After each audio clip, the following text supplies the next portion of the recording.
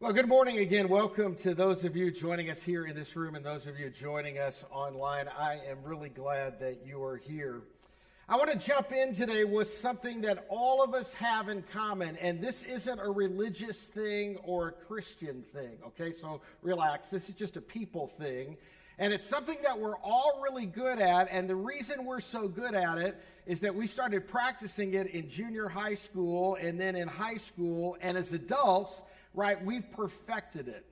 And the official term for this thing that we all do is called image management, right? And this is kind of where we display our strengths and we conceal our weaknesses, right? Image management is all about promoting the best version of ourselves without hiding the parts of us that are deficient.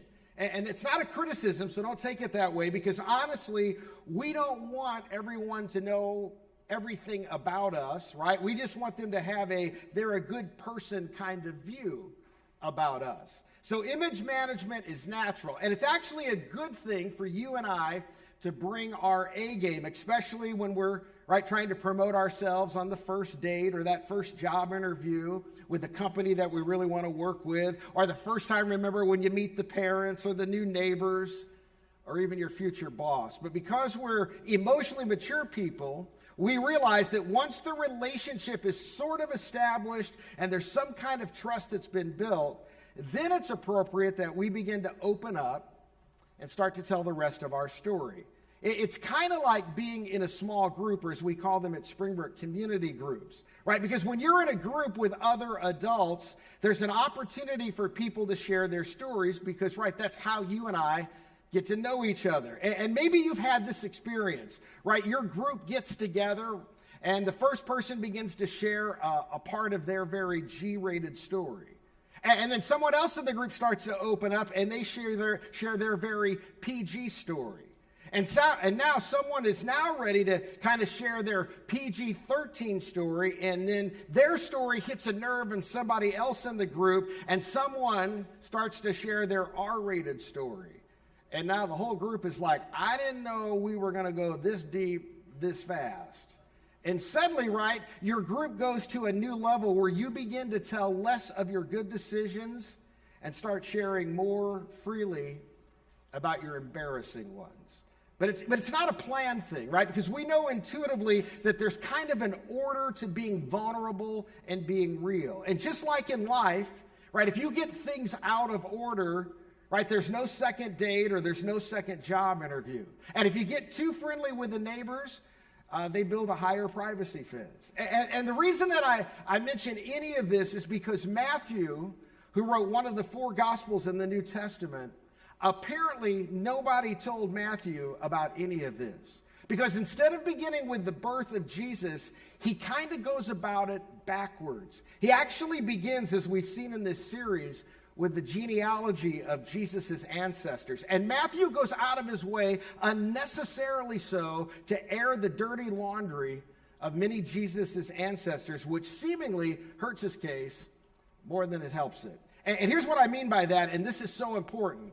Matthew isn't just telling a story about Jesus. Instead, Matthew is actually building a case for the identity of Jesus. And he doesn't bury the lead. It's his opening line in the gospel. Look up here on the screen. In Matthew 1:1, it says this is the genealogy of Jesus the Messiah. And the reason, right, most of us miss this is Matthew begins his writing this way. So-and-so begat so-and-so, and so-and-so is the father of so-and-so. And we're like, I'm not interested. And if we're not careful, we miss the reason of why he's writing this. And this isn't just the story of Jesus' life. Rather, Matthew's making the point that Jesus is the Messiah, which is the Hebrew word that means anointed one, as someone who's been anointed as king. The Greek version of this word you all know. It's the word Christ. And just so you know, Christ is not Jesus' last name, in case you look it up in a phone book, right? Christ is a title. It means anointed one, right? In other words, Matthew's reminding us and his first century audience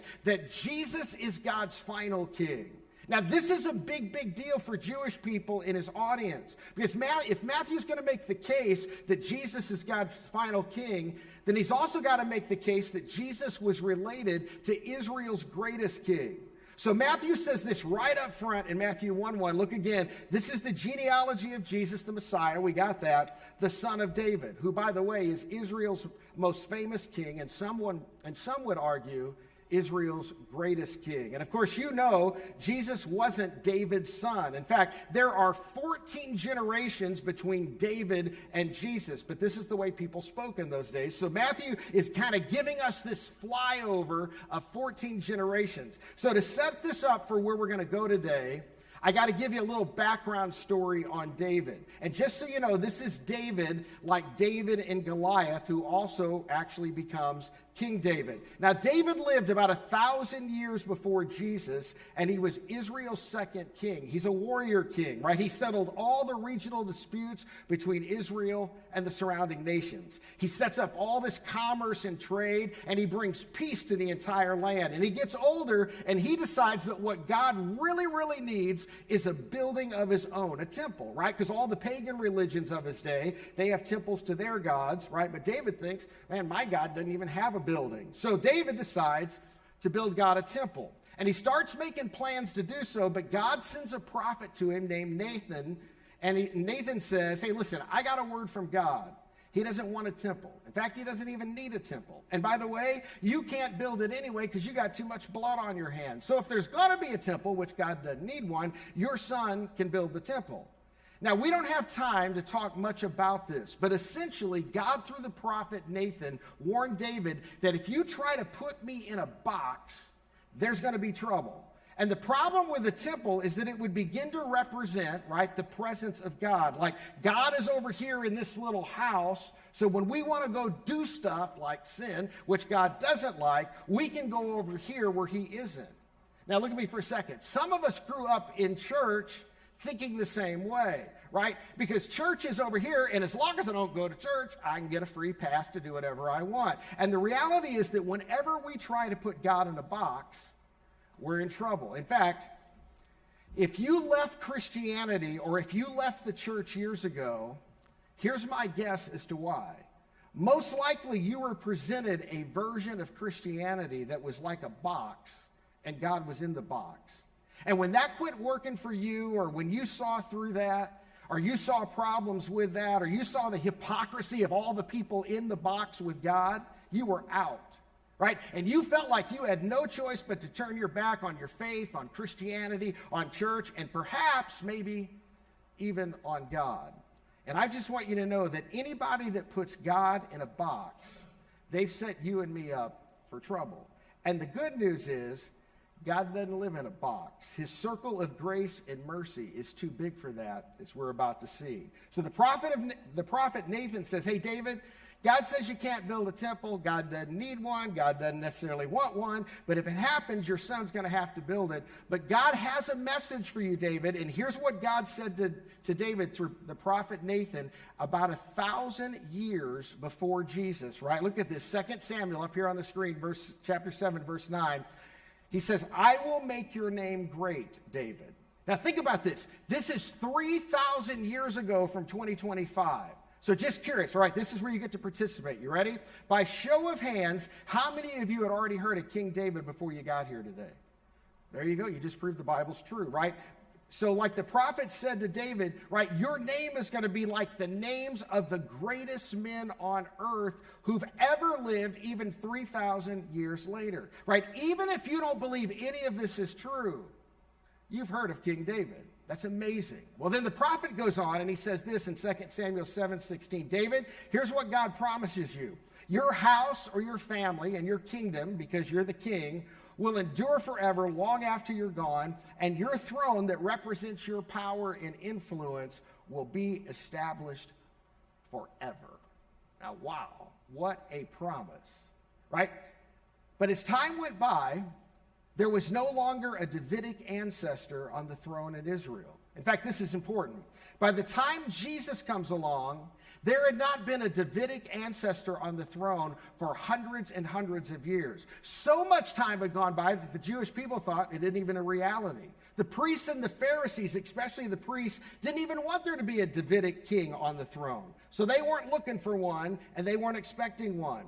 But there was a remnant of people who took this promise to mean that eventually God would send his final king, the final anointed one, and that Messiah would be in the line of David. And so it was important to Matthew to prove to the people that he's making this case that Jesus is God's final king, and he meets the criteria because he was actually related to King David. That's why he goes into this detailed genealogy, because later it was understood that God's going to show up and do something. In fact, remember when Jesus came along, Israel had a king. It was King Herod. Herod wasn't even Jewish, right? So people had given up. And now Matthew was saying, listen, you're not going to believe this, but it happened just as God promised, because a descendant of David has come, and he is God's Messiah. He is God's final king. So Matthew, after stating his thesis in Matthew 1a, here's what he says. This is the genealogy of Jesus, the Messiah, the son of David. And then he backs up and he works through all of Jesus' ancestors. And this, I'm just being honest, I'm just being real, this is kind of the boring part, right? Matthew works his way through all these people. We talked about Tamar and Judah in week 1 of this series. And again, Matthew highlights all these embarrassing people. Tamar, right, was the daughter-in-law who tricked her father-in-law into having a baby with her. And that baby is Perez, who's actually in the lineage of Jesus, the Messiah. Then last week, we talked about Rahab the Canaanite, and this is an adult environment, so if there are kids in here, it's too bad. Rahab the prostitute is what we all know her as. She wasn't even an Israelite, and she's in the lineage of Jesus, even though she had a child with an Israelite of mixed race. So picking up where we left off last week, we don't get too far into it before we bump into another woman in a list of 40 men. Look up here, Matthew chapter 1, verse 5. Boaz, whose mother was Rahab, talked about Rahab last week. Boaz, the father of Obed, whose mother was Ruth. And now, pause, we now have another mother in a list of fathers, right? 40 fathers and just 3 or 4 women. And as we said, when Matthew introduces a woman's name into this male genealogy, it's because he wants you and me to stop and remember the story connected with that particular woman. And the reason he wants to draw our attention to Ruth is not because of the beautiful story that maybe you heard in Sunday school as a kid or in a sermon of how Ruth meets Boaz. You know that story, right? They fall in love, and Boaz is her protector, and he saves her from poverty. It's a beautiful Hallmark Channel kind of love story, right? But Matthew's like, nope, that's not the story I'm interested in telling. Now, that's wonderful, and it's good, and it's sweet, but that's not why I drew your attention to Ruth. See, here's why Matthew wanted to put our focus on Ruth, because like Rahab, Ruth is not an Israelite. Ruth was a Moabite. Now, this is really crazy, and I promise you, look, I promise you, they didn't teach you this in Sunday school. Ruth is a Moabite. The Moabites were a tribe of people that lived in what we would consider modern-day Jordan. And the Moabites were descendants of an incestuous relationship between Abraham's nephew Lot and one of his daughters. Do you know that story? No, you don't, right? So I'm going to tell it because everybody needs to hear a good, juicy story. And Matthew wants us to go, wow, I didn't see that coming. So here's the story. You ready? Lot, who is Abraham's nephew, lived in Sodom, right? You remember the story of Sodom and Gomorrah. Need I go further? So Sodom and Gomorrah is burning. There's sulfur everywhere. In fact, everywhere they looked, it seemed their entire world had come to an end. So Lot escaped with his daughters to go live in a cave up in the mountains. And time goes by, and they're realizing, okay, we're going to spend the rest of our life in this cave with our father. How boring. We're never going to get a husband. In fact, and this is not in the text, but when you read the story from their vantage point, it really looked like they may be the only people left on the planet because they weren't going to have any options, right, for them to have husbands. So anyway, these 2 young ladies wanted children, which is understandable, right, because a woman without a child in those days was in great danger. You needed children, especially a son, for your security. Okay, you ready? This is just a biblical story. They didn't teach you this in Sunday school. So the 2 girls got daddy drunk 2 nights in a row, and Genesis 19:36 and 37 tells us what happened. Here's a verse I guarantee you none of you have ever memorized. Here it comes, verse 36. Thus both the daughters of Lot were with child by their father. I know a Bible verse, Pastor Matt, not this one. Verse 37. The first one bore a son and called his name Moab. He's the father of the Moabites to this day. Thus, Ruth the Moabite. Now, I know you would have been fine going the rest of your life without knowing the story, right? But Matthew draws our attention to it because, get this, technically, ethically, morally, and even by ancient standards, Ruth should have never been born. And maybe this is Matthew's point. I don't know. Have you ever been told by someone that it would have been better if you had never been born? Has somebody in your family ever implied that, oops, you were an accident? Have you ever felt like your family would be better off without you? See, here's the good news. God is not embarrassed by you and me. I love the song we sung earlier about leave your shame at the door. In fact, don't even bring your shame on the parking lot at a No Perfect People church, right? He's ensured you that we're represented in the lineage of our King, not just once or twice, but as we're about to discover 3 times, because we're not an accident. Instead, we're an image bearer. And Matthew wants you and me to know that before he unfolds the story of Jesus the King, you need to understand that. So moving on back to the boring part for a second, Matthew chapter 1, here we go. Boaz, whose mother was Rahab, Boaz the father of Obed, whose mother was Ruth, Obed the father of Jesse, and Jesse the father of, and then we bump into the only name in the entire list that has a title, a name with fame. Jesse was the father of King David, and arguably he is the most important person on this list. And I know what you're thinking, because I'm thinking the same thing. Come on, Matthew.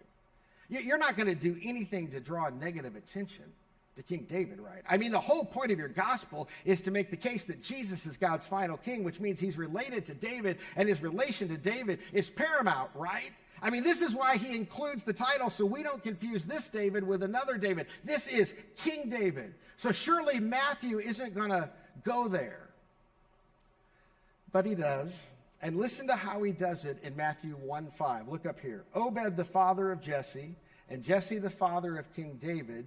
David was the father of Solomon, whose mother, and we're like, okay, stop, Matthew. Wait. You're not going to go there, are you?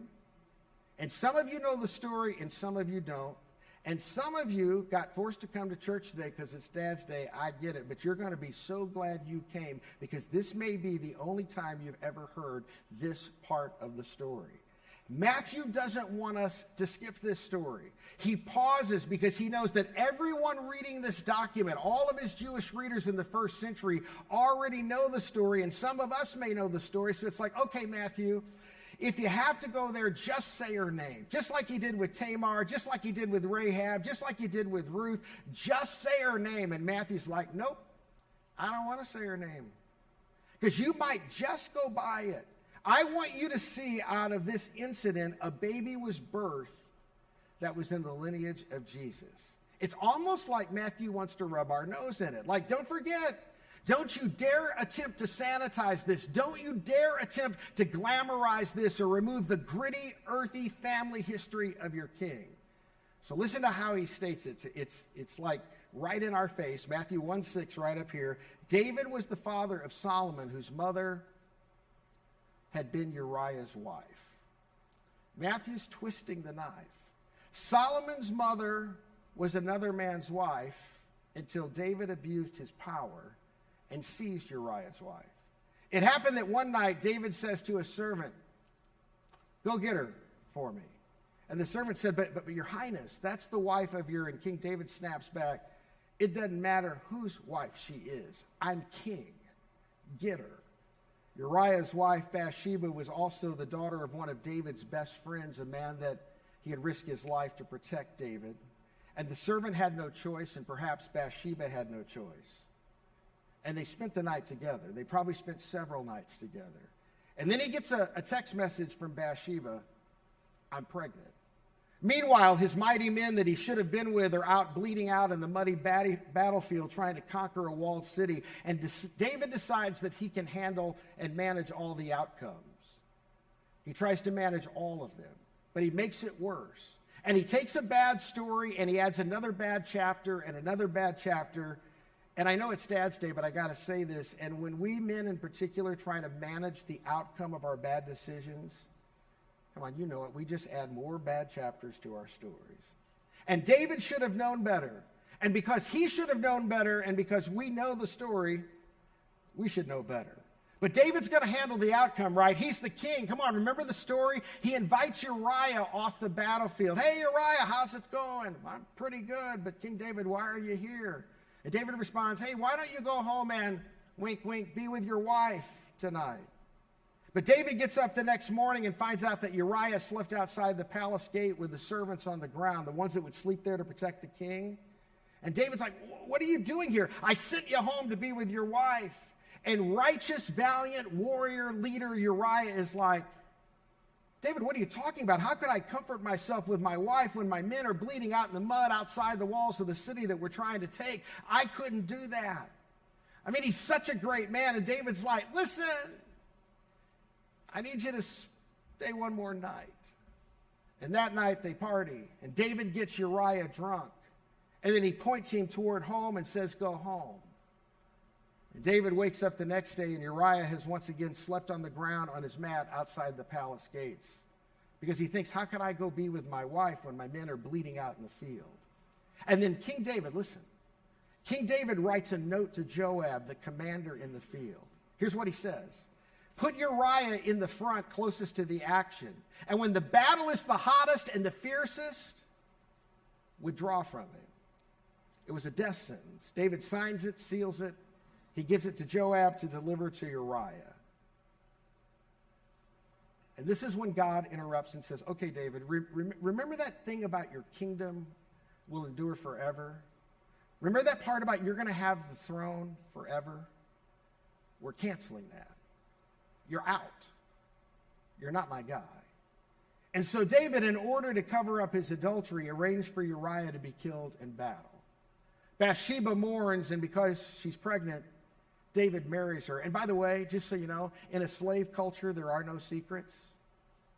It's kind of like social media, right?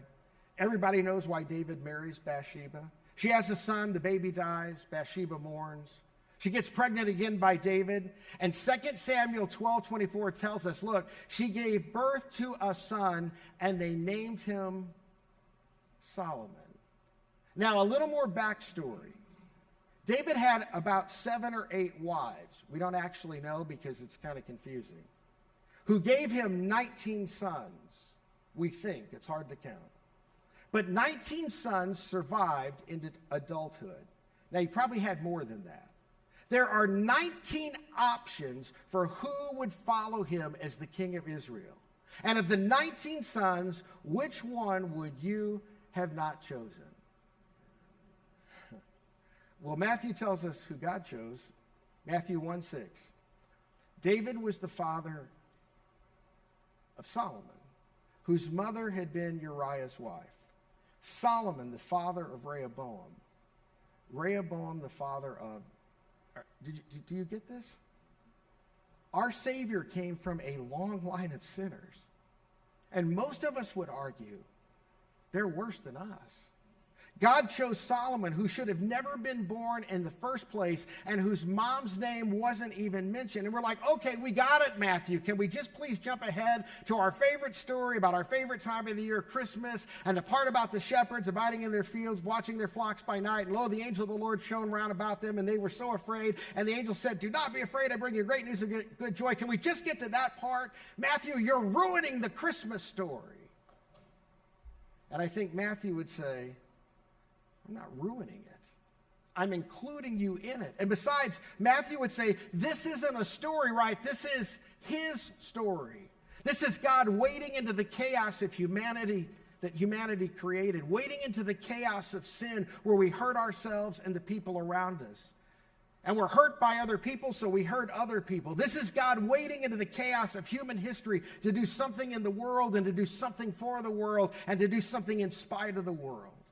And Matthew would tell us this morning, if you'll just read the rest of my document, if you'll just follow me as I follow Jesus through his life, man, God's going to do something for you and in you and in spite of you.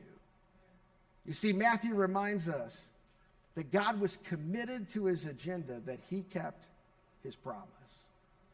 Through Abraham the dishonest, remember? You remember Abraham? Take my wife Sarah. She's really my sister. We're kind of cousins even.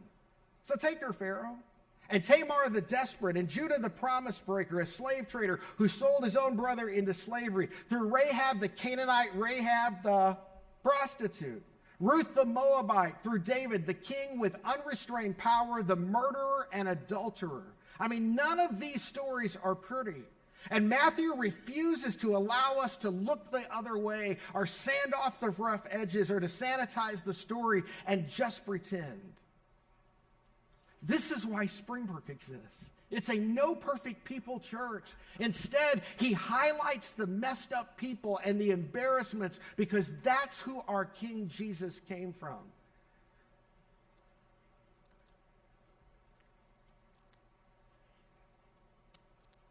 But more importantly, that's who our King Jesus came for. People just like us. And Jesus, who was nothing like us, came in spite of us. And you know what? He was not embarrassed to hang around with any of us. And this is where Matthew just puts his pen down. And he thinks about that moment. And he would tell us, Jesus asked me to follow him. And do you know where we went? And Matthew recorded it for us. We went to my house. And the next thing I know, I'm sitting at my table surrounded by people who were just like me. And there's the rabbi from Nazareth sitting at my table because he wasn't afraid to associate with a person like me. And this is the message Matthew wants us to know. This is the gospel that he's about to tell. And he wants to make sure that from the very outset that we know that we are not excluded, that we are included in the circle of God's grace. And the circle of God's mercy knows no boundary. And Matthew would tell us that people that Jesus was most frustrated with, you know who they were? They were the people like Matthew used to be, who stood on the outside looking in, asking the question, how can you, Jesus, be with people like them instead of the self-righteous people like me? So let's get honest for a minute.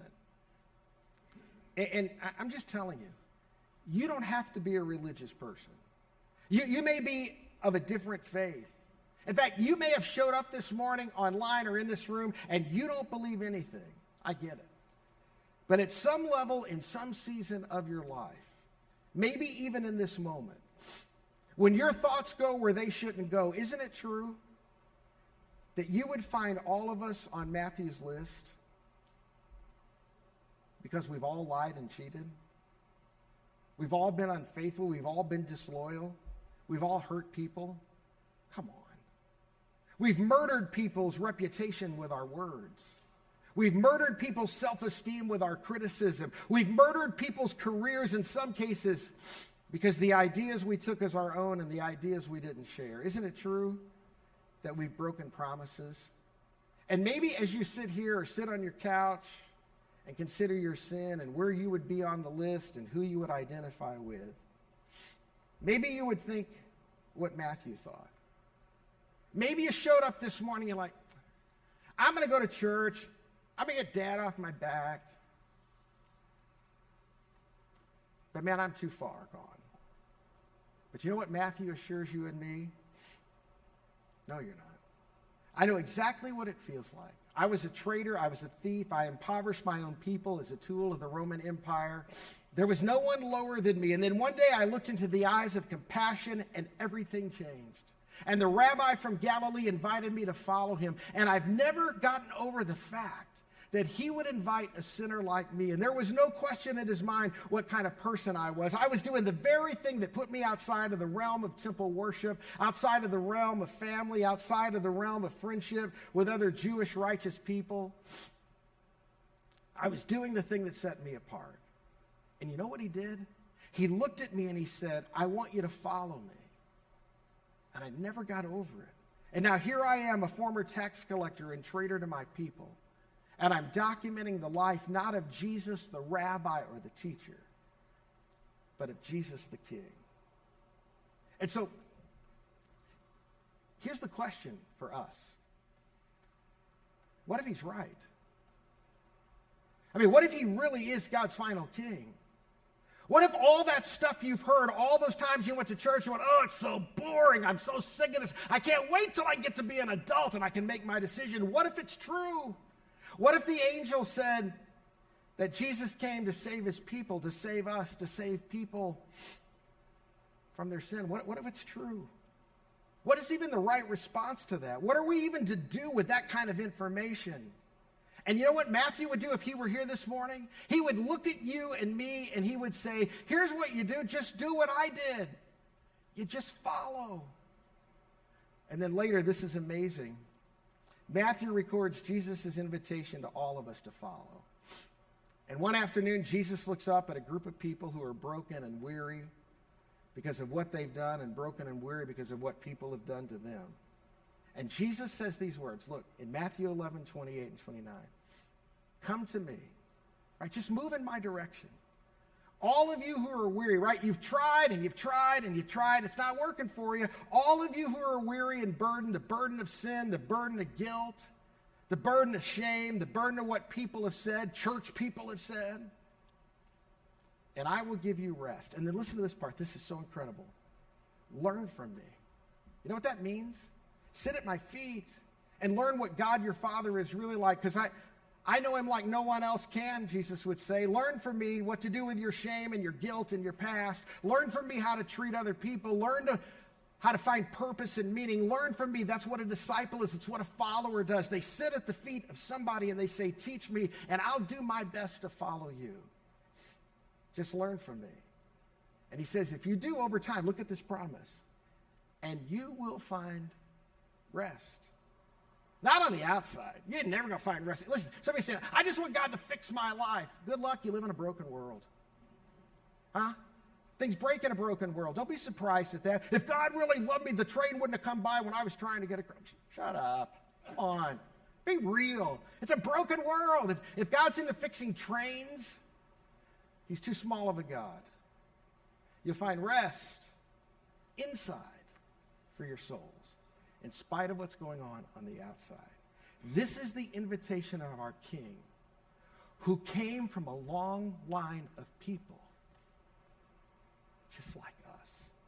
And the fact that we're such bad news is why the coming of the Messiah was such good news of great joy for all people. And you know something? Look, you and me can't get outside that circle if our life depended on it. And Matthew wants us to know this before we get lost and go to the familiar story of Christmas and that little town of Bethlehem. See, this is great joy for people just like us. Let's pray together.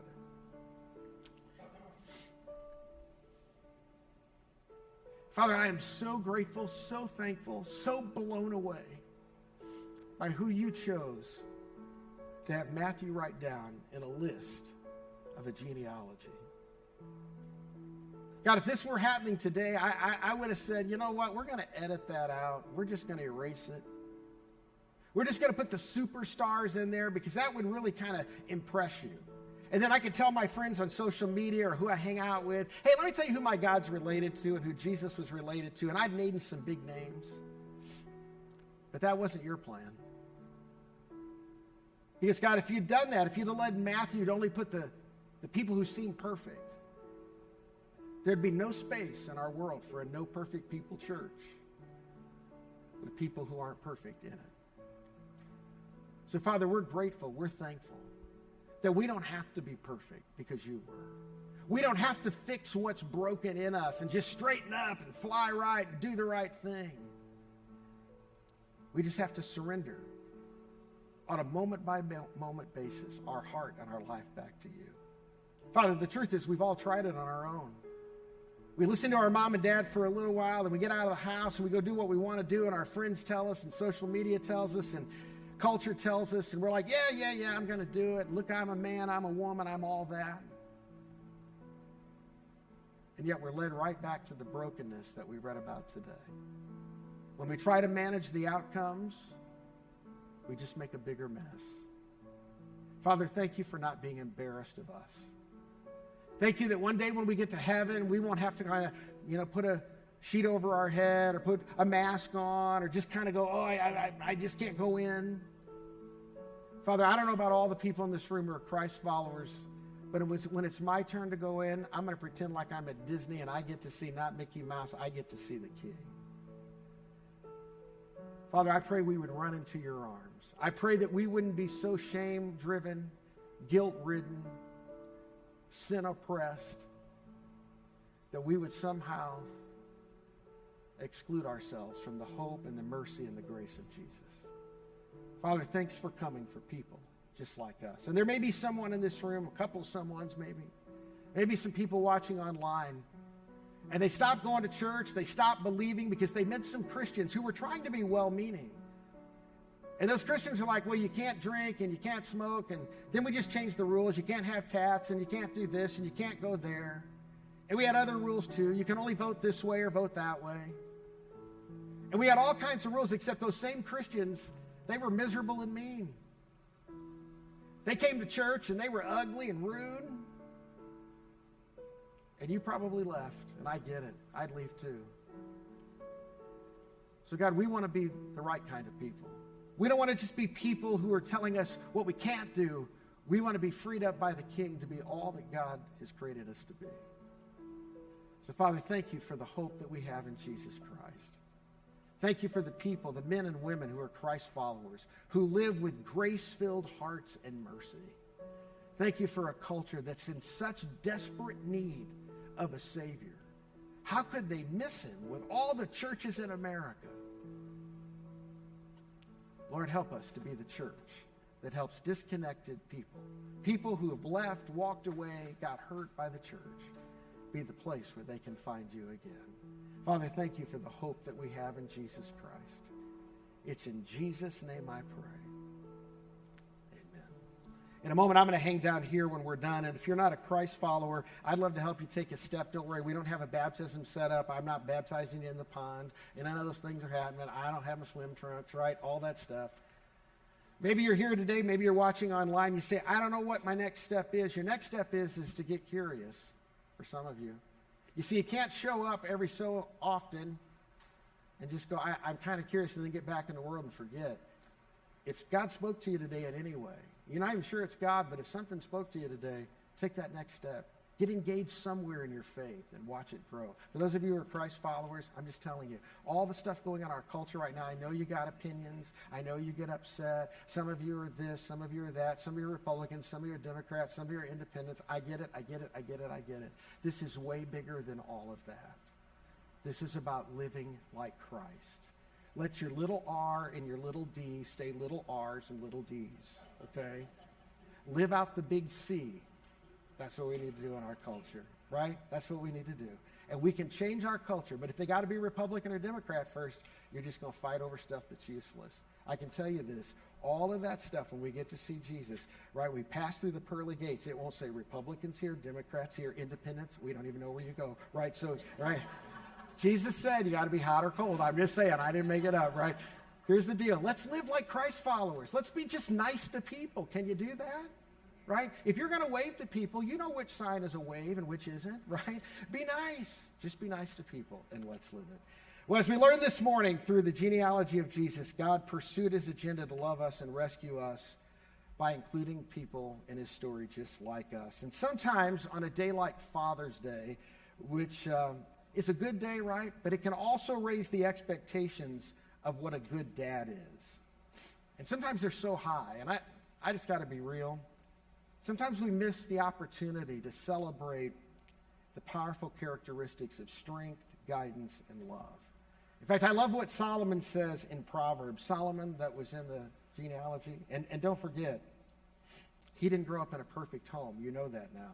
He was the son of David, who had an affair with a woman named Bathsheba, who was Solomon's mom. Here's what Solomon said in Proverbs 20, verse 7. The righteous lead blameless lives. Blessed are their children after them. Solomon is reminding us that despite our imperfections as dads, when we lead our families with integrity and generosity, we set an example worthy of our children following. So I want to give you a question, dads and moms, to consider. How are you modeling generosity for your family?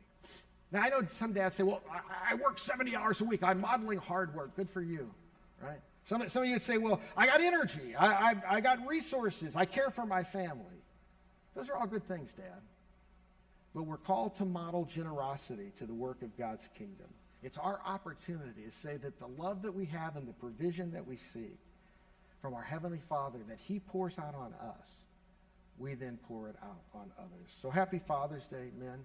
Thank you for being a part of Springbrook. Those of you, Justin, you said it well. Those of you who don't have the dad title, but you've been a dad to somebody, I was the kid you were the dad to, right? Maybe not in this room, but in previous rooms that I've served in, there were a lot of men who were my dads. I want to say thank you.